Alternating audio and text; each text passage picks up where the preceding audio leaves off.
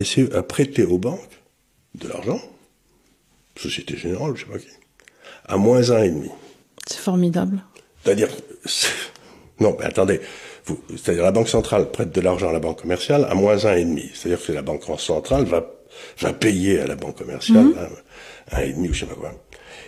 Et avec ça, la banque centrale, la banque commerciale prend cet argent prêté par la banque centrale, et qu'est-ce qu'elle fait?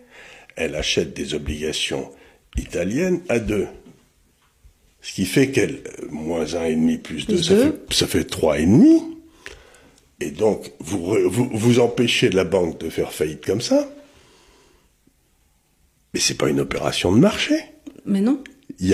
C'est une opération de détournement de fonds par la Banque centrale.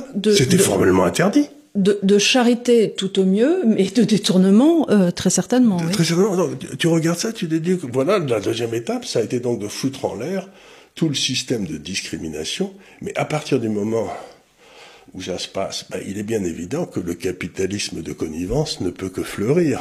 Mm-hmm.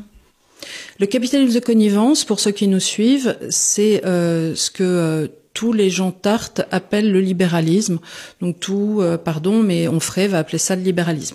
Sachez que ça s'appelle le capitalisme de connivence. Enfin, eux, ils s'amusent à appeler ça le libéralisme.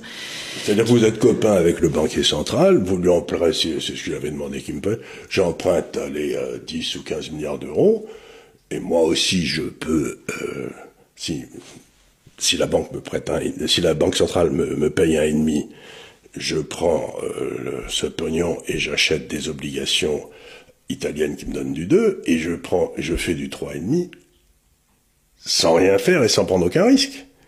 Donc j'avais dit, et pourquoi c'est réservé à la Société Générale, et pourquoi Charles Gave, il n'y aurait pas le droit?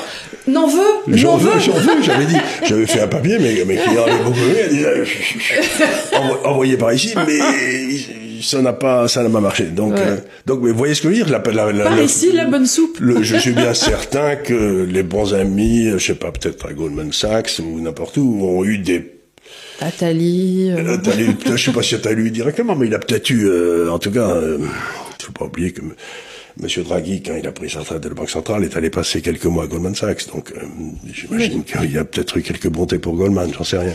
Donc, voilà ce que je veux dire. Donc ça, c'était la deuxième étape. C'était après avoir détruit l'industrie, on détruit la banque. Toujours pour sauver l'euro, qui n'est toujours pas sauvé.